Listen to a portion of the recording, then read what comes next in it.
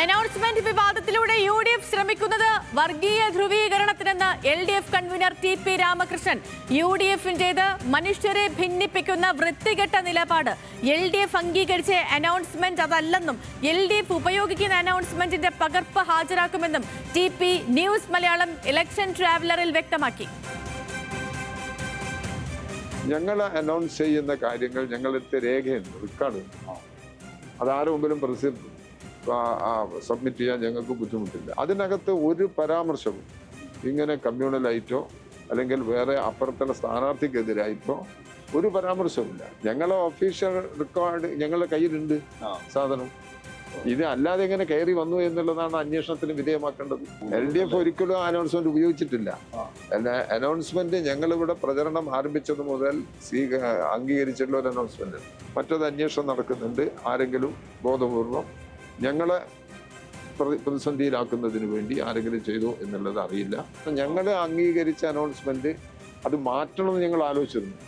പക്ഷേ ഈ വിവാദം വന്ന നിലയിൽ അത് മാറ്റണമെന്ന് വെച്ചാൽ പഴയ തന്നെ ഞങ്ങൾ തുടരുകയാണ്. വേറെ ഒന്നുമില്ല അതില്ലേ.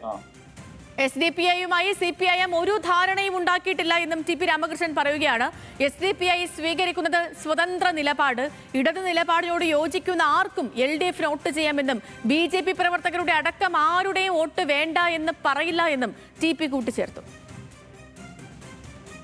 ഈ ഡീലിന്റെ വിവാദങ്ങള് ഒരു കാരണവശാലും സത്യസന്ധമല്ല, ശുദ്ധാസംബന്ധമാണ്. ആരുമായിട്ടും അങ്ങനെ ഒരു രഹസ്യധാരണ ഈ തെരഞ്ഞെടുപ്പിൽ CPM-നോ ഇടതുപക്ഷ ജനാധിപത്യ മുന്നണിക്കോ ഇല്ല എന്നുള്ളത്. SDPI ആണെങ്കിൽ അവരുടെ സ്വതന്ത്രമായ നിലപാടെടുക്കുന്നുണ്ട്. അതിൻ്റെ അപ്പുറത്ത് ഞങ്ങളുമായിട്ട് ഏതെങ്കിലും തരത്തിലുള്ള ഒരു രാഷ്ട്രീയ ധാരണ അവരുമായിട്ടില്ല. രാഷ്ട്രീയ പാർട്ടി എന്നുള്ള നിലയ്ക്ക് ഭീകരവാദ നിലപാടിന് ഒരു തരത്തിലും നമുക്ക് യോജിക്കാൻ കഴിയുന്നില്ല. അല്ലാതെ ഈ വികസനത്തിന്, ഈ ജനക്ഷേമത്തിന് വോട്ട് ചെയ്യാൻ ആളുകൾ തയ്യാറായി കഴിഞ്ഞാൽ ഞങ്ങൾക്ക് അതിന്റെ പ്രശ്നമൊന്നുമില്ല. ഏത് വിധത്തിന്റെയും വോട്ട് സ്വീകരിക്കും. സുജിത് ചന്ദ്രൻ വിവരങ്ങളുമായി നമുക്കൊപ്പം തത്സമയം ചേരുന്നുണ്ട്. Sujith Chandran, good morning, happy Easter. Sujith Chandran, ഇപ്പം ഈ പേരാമ്പ്രയെ സംബന്ധിച്ചിടത്തോളം സമുദായ കാർഡ് ഇറക്കിയുള്ള പ്രചാരണം അത് രണ്ട് മുന്നണികളുടെയും ഭാഗത്തു നിന്നുണ്ടായത് നമ്മൾ അവരുടെ അനൗൺസ്മെന്റുകളിൽ നിന്നും കണ്ടതാണ്, കേട്ടതാണ്, അറിഞ്ഞതാണ്.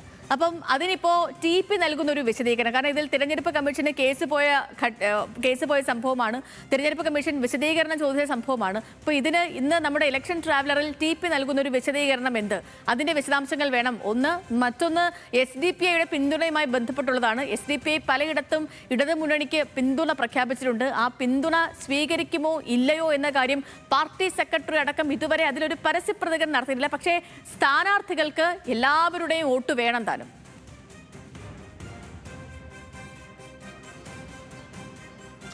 അതെ സേതു, പ്രധാനപ്പെട്ട രണ്ട് വിഷയങ്ങളിൽ സുപ്രധാനമായ രണ്ട് പ്രതികരണങ്ങളാണ് ഇടതുമുന്നണി കൺവീനർ കൂടിയായ TP രാമകൃഷ്ണൻ നടത്തിയത്. ഇന്ന് മണ്ഡല പര്യടനത്തിന് തുടക്കമാവുന്നതിന് മുമ്പ് ഇലക്ഷൻ ട്രാവലറിൽ ന്യൂസ് ഡയറക്ടർ TM ഹർഷനോടാണ് അദ്ദേഹം സംസാരിച്ചത്. ഫാത്തിമ തഹ്ലിയയെ സാമുദായികമായി അപമാനിക്കുന്ന തരത്തിൽ അല്ലെങ്കിൽ സാമുദായിക ധ്രുവീകരണം ഉണ്ടാക്കുന്ന തരത്തിലുള്ള ഒരു അനൗൺസ്മെൻറ്റ് വിവാദമാണ് കഴിഞ്ഞ ഒരു 3-4 ദിവസങ്ങളിലായി പേരാമ്പ്ര മണ്ഡലത്തിലെ ഏറ്റവും പ്രധാനപ്പെട്ട തിരഞ്ഞെടുപ്പ് വിഷയം.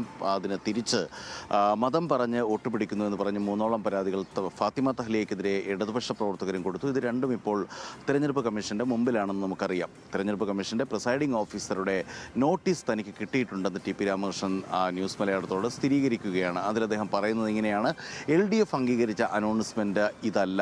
LDF അംഗീകരിച്ച അനൗൺസ്മെന്റിന്റെ പകർപ്പുകൾ പെൻഡ്രൈവുകളിലാക്കി വിവിധ വാഹനങ്ങളിൽ മണ്ഡലത്തിലുടനീളം പര്യടനം നടത്തുന്നുണ്ട്. തുടക്കം മുതൽ അതാണ് ഉപയോഗിക്കുന്നത്. അതിന്റെ കണ്ടന്റ് എന്താണെന്നതിനെക്കുറിച്ച് പാർട്ടിക്ക് വിശദമായ രേഖയുണ്ട്. അത് എഴുതി തയ്യാറാക്കിയതാണ്, പലവട്ടം പരിശോധിച്ചതാണ്. മാത്രവുമല്ല, ഓപ്പോസിറ്റ് നിൽക്കുന്ന ഫാത്തിമ തഹ്ലിയോ മറ്റേതെങ്കിലും സ്ഥാനാർത്ഥികൾക്കെതിരെയോ അല്ലെങ്കിൽ ജാതീയമായിട്ടുള്ള, വംശീയമായിട്ടുള്ള, സാമുദായികമായിട്ടുള്ള ഒരു നേരിയ പരാമർശം പോലും ഉണ്ടാകാതിരിക്കാൻ വളരെ ശ്രദ്ധ കാണിച്ചിട്ടുണ്ട് എന്ന് പറയുന്നു. എന്നിട്ടും എങ്ങനെ ഈ അനൗൺസ്മെൻറ്റ് കടന്നുകൂടി അല്ലെങ്കിൽ അതിൻ്റെ ഒരു വീഡിയോ പുറത്തു വന്നു എന്ന ചോദ്യത്തോട് അതൊരു അട്ടിമറി ശ്രമമാകാമോ എന്ന് TM ഹർഷൻ ചോദിക്കുന്നുണ്ട്. പക്ഷേ അതേക്കുറിച്ച് അദ്ദേഹം പറയുന്നത് പാർട്ടി അന്വേഷിക്കും, പാർട്ടിയുടെ അന്വേഷണം അതിനോടൊപ്പം തന്നെ സമാന്തരമായി നടക്കുന്നുണ്ട്. അതോടൊപ്പം ഇലക്ഷൻ കമ്മീഷനും ഇത് അന്വേഷിച്ചു കൊണ്ടിരിക്കുകയാണല്ലോ. ഈ ഒരു ഘട്ടത്തിൽ സ്ഥാനാർത്ഥി എന്ന നിലയിൽ താൻ അതിനെക്കുറിച്ച് കൂടുതൽ പറയുന്നില്ല. പക്ഷേ വർഗീയ ധ്രുവീകരണത്തിനാണ് UDF ശ്രമിക്കുന്നത്. മനുഷ്യരെ ഭിന്നിപ്പിക്കുന്ന വൃത്തികെട്ട നയമാണ് UDFൻ്റേത് എന്ന് അദ്ദേഹം ഇലക്ഷൻ ട്രാവലർ പറയുന്നു. വിവാദം അനൗൺസ്മെൻറ്റിനെ സംബന്ധിച്ച് അദ്ദേഹം പറഞ്ഞ കാര്യം ഇതാണ്. രണ്ടാമത് STPയുടെ വോട്ട് സംബന്ധിച്ച വിവാദം.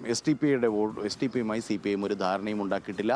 ഡീൽ വിവാദം ശുദ്ധ അസംബന്ധമാണ്. ഡീലുള്ളത് BJPയും UDFും തമ്മിലാണെന്ന് അദ്ദേഹം പറയുന്നു. STP തെരഞ്ഞെടുപ്പിൽ അവരുടെ സ്വതന്ത്ര നിലപാട് സ്വീകരിക്കുകയാണ്. ആർക്ക് വോട്ട് ചെയ്യണമെന്ന് STP നേതൃത്വത്തിന് അവരുടെ അണികളോട് പറയാം.